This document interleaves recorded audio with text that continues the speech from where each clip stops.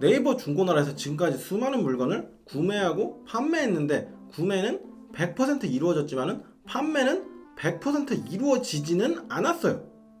구매보다는 판매가 훨씬 어려운 게 중고나라 시장이거든요. 그래서 오늘은 중고나라 거래 방법인 구매, 판매 방법, 그리고 사기 안 당하는 법까지 알려드릴 겁니다. 자기가 원하는 제품이 있을 거 아니에요. 일반적으로 본인이 직접 현장에 나가서 물건의 상태를 보고 구매를 하는 직거래나 서로 간의 신뢰를 바탕으로 거래가 이루어지는 택배 거래가 있어요. 우선 직거래는 말 그대로 판매자가 거래할 곳을 정하고 구매자랑 시간을 맞춰서 지정된 위치에서 물건을 보고 직접 거래를 하는 방법입니다. 택배 거래를 하게 되면은 이제 사기를 당할 위험도 있고 설명한 내용이랑 다른 제품이 올 수도 있으니까 제일 안전하고 완벽한 거래라고 할 수 있어요. 문제는 직거래라고 해서 다 완벽한 게 아니에요. 판매자가 물건을 팔겠다고 약속 장소를 정하고 그 시간에 안 나오는 경우도 있고 역으로 구매자가 안 나오는 경우도 있습니다. 서로 시간만 날리는 거예요. 못 가겠다, 못 팔겠다, 문자 하나 보내면 죽나요? 이런 거 말고도 다른 문제도 있는데 전기가 들어가야 작동을 하는 제품이나 그 자리에서 물건의 상태를 100% 확인할 수 없는 제품, 그래픽카드나 밥솥 이런 것들은 이제 거래를 하고 집에 가져와서 작동을 시켰는데 문제가 발생할 가능성이 있어요. 그래서 저는 그런 제품들 중에 일부는 집까지 찾아가서 작동 상태를 보고 가져온 경우도 있습니다. 대부분 중고물품을 판매할 때는 단점이나 사소한 문제점들은 이야기를 안 하거든요. 그걸 하면은 물건이 팔리겠어요? 그러다 보니까 한 10번쯤 거래를 하면은 한 두세 번 정도는 글 설명에 없었던 문제가 나와요. 제가 직접 겪은 예를 한 두 가지만 들어볼게요. 하나는 되게 오래된 거고 하나는 최근에 있었던 일입니다. 한 10년 전쯤에 철권에 빠진 적이 있었는데 이게 그때 당시에 한 판에 오락실에서 300원이었거든요. 지금은 500원도 더하긴 하는데 이제 스팀에서도 게임을 할 수가 있고 PC로도 즐길 수가 있다 보니까 뭐 그 정도는 안 하긴 하는데 어쨌든 오락실이 멀고 플레이스테이션 3로 그거를 대체할 수가 있다 보니까 아예 게임기를 샀던 적이 있어요. 저도 당연히 그 당시만 해도 택배 거래 사기의 위험이 있을까봐 직거래했습니다. 그리고 집에 와서 연결을 하고 게임을 돌렸어요. 잘 되더라고요. 그때 사용하던 단자가 컴포지트 단자였거든요. 지금은 거의 사용을 하지 않는 단자이긴 한데 한 달쯤 지났나? 컴퓨터를 이용해서 방송을 해보려고 게임 화면을 연결해주는 캡처보드라는 걸 샀어요. 그리고 HDMI 단자에 연결해서 컴퓨터에 화면을 띄우고 게임을 하면서 좀 질리면은 다른 것 좀 하고 뭐 이런 식으로 하고 싶어서 준비를 해서 연결을 했는데 소리는 나는데 화면 출력이 안 돼요. 그래서 어떻게 했냐고요? 그냥 컴포지트 상태로 쓰다가 지금은 제 손을 떠난 상태입니다. 이게 상대방한테 반품이 될까요? 안 될까요? 안 됩니다.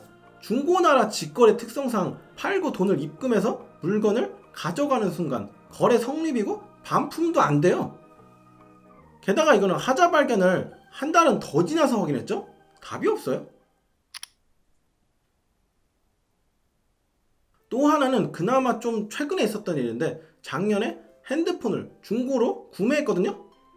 갤럭시 노트 8 요거를 이제 일부는 택배 거래를 하고 일부는 직거래를 했는데 직거래 부분만 말씀드릴게요. 총 3대를 구매했는데 휴대폰 살 때 무조건 번호 이동이 좋은 게 아니거든요. 선택 약정을 할 수 있는데 그러면은 이제 보조금을 적게 받잖아요. 그래서 그냥 이럴 바에 중고 S급 휴대폰을 사서 선택 약정을 걸자 해서 갤럭시 노트 8 3대를 중고로 샀어요. 한 200만원 가까이 들어간 것 같은데 사기 전에 설명에는 다 정상해지가 되어 있대요. 직거래를 갔을 때 설명을 듣는데도 마찬가지였고요. 그래서 믿고 샀죠. 그리고 그냥 썼어요. 바로 기변하러 가면은 조금 귀찮잖아요. 그리고 또 한 달쯤 지났어요. 이제 슬슬 기변 좀 해볼까 라고 했는데 3대 중에 한 대가 전산 기변이 안 되는 겁니다.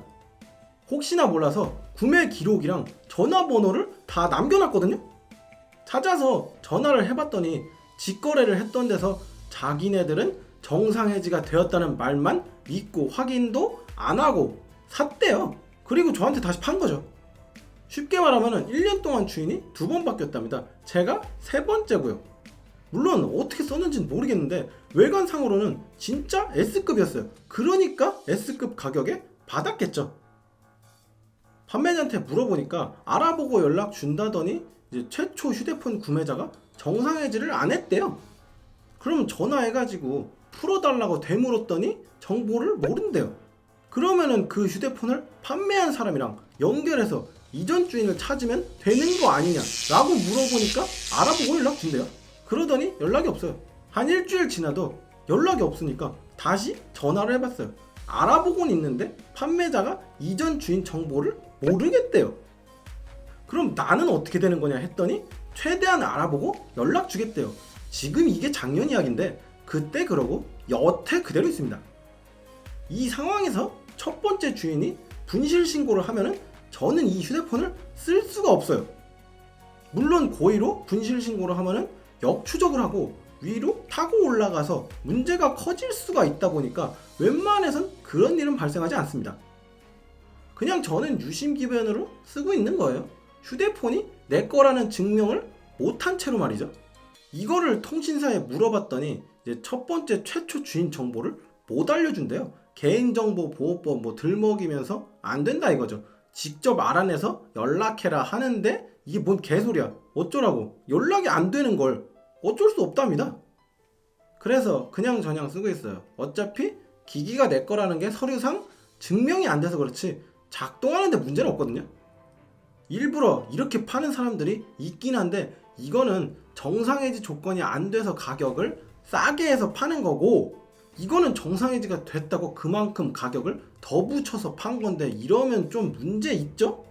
이런 식으로 저같이 하자가 발견이 늦게 되는 경우도 있습니다. 아마 당일이나 며칠 안 돼서 발견했으면 이런 거는 환불이 되는데 이미 한 달이 더 지난 상황이라 저 같은 경우는 환불이 안 됩니다.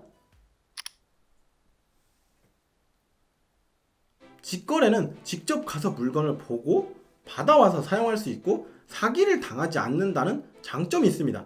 물론 단점도 있어요. 제일 귀찮은 게 내 시간을 직접 쓰면서 가서 받아와야 되잖아요. 그래서 직거래보다는 택배 거래를 선호하는 사람들이 많아요. 택배 거래 얼마나 편해요. 쉽게 거래할 수 있고 물건도 받으러 가지 않아도 돼. 온라인 물건 거래하듯이 돈 주고 택배 오면은 그냥 사용하면 돼. 되게 좋은 것 같죠? 근데 여기도 단점은 있습니다. 우선 지금 제일 문제가 되는 게 이제 입금을 받고 물건이 아예 오지 않는 경우요. 이걸 두고 이제 선입금 사기를 당했다라고도 하고 우스갯소리로 중고나라 론이라고 하죠. 선입금 받고 그걸로 뭔가 해서 돈을 불린 다음에 원래 주인한테 돈을 돌려주는 거예요. 물론 여기서 돈을 잃으면은 그 뒤는 저도 모르겠습니다. 그 다음은 제가 당한 건데 이제 글이랑 상태가 다른 경우가 있겠죠? 이거는 이제 하자 이야기를 안 하고 거래를 한 건데 판매자가 하자를 몰랐을 경우도 있고 고의로 말을 안 하고 판매하는 경우도 있는데 이건 상대방 마음이라서 이제 구매하는 입장에서 무슨 마음으로 이렇게 한 건지는 알 수가 없어요. 어쨌든 물건에 하자가 있으면 사용하기 되게 찐중하겠죠. 그래서 하자가 예상되는 부분에 대한 질문을 확실하게 하고 넘어가야 됩니다. 제 다른 영상 보시면은 중고나라 택배거래 하자 물품 받고 환불한 썰이 있는데 이거는 이제 준비가 철저해서 환불이 가능했던 거지 100% 환불을 할 수 있다는 보장이 없어요. 하자가 있다고 해도 소비자 보호원은 중재 역할만 하는 거지 강제력이 없거든요. 거기다 이야기해봤자 소용없습니다.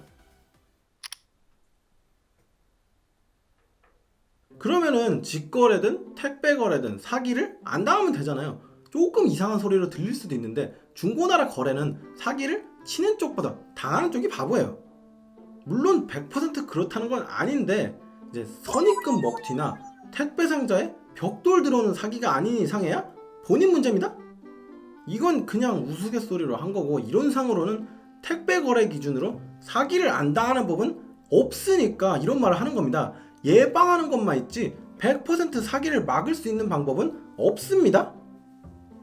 그래서 사람들이 사기 예방법으로 제일 많이 쓰는 방법은 더치트나 사이버캅의 전화번호나 계좌번호 조회를 해봐요. 그리고 정상 판정이 났다 하면은 이제 상대방한테 물건을 놔두고 주변에 특정 행동을 해서 사진을 찍어 보내라고 시킵니다. 손가락 V표를 하라고 하든지 오늘 날짜를 적어서 포스트잇에 붙여달라고 하든지 이런 거요. 이러면은 거의 대부분의 사기꾼들은 응답이 없어요. 그냥 다른 사람한테 사기치러 간 거예요. 이렇게 해도 사기는 누군가 당합니다. 아무리 서류가 완벽하다고 해도 초범이면 어쩔 건데 도용된 아이디면 또 어쩔 거고, 방금 말한 행동을 다 하고 입금을 받은 다음에 물건을 안 보내면 끝이에요. 사기가 성립됐습니다. 어처구니 없죠. 그래서 최대한 예방을 하자는 거지, 택배 거래에서 100% 사기를 막을 수 있는 방법은 없습니다. 직거래는 제가 아까 집에서 직접 찾아가서 물건 상태를 보고 사왔다고 했잖아요. 지금 집에서 쓰고 있는 로봇 청소기, 이걸 그런 식으로 사온 겁니다. 지금 검색을 다시 해보니까 한 2년이나 지나서 새 제품은 10만원 정도밖에 가격이 안 떨어졌는데 중고 가격은 반토막 났어요. 그래도 2년 썼으면 잘 쓴 거라고 봐요. 이 정도는 해줘야 사기를 당하지 않는다고 말을 할 수가 있습니다. 이 정도 하기는 좀 귀찮다고요? 그러면은 어쩔 수 없어요. 본인이 어느 정도 사기에 대한 위험을 감수하고 거래를 해야 됩니다. 안 그래요?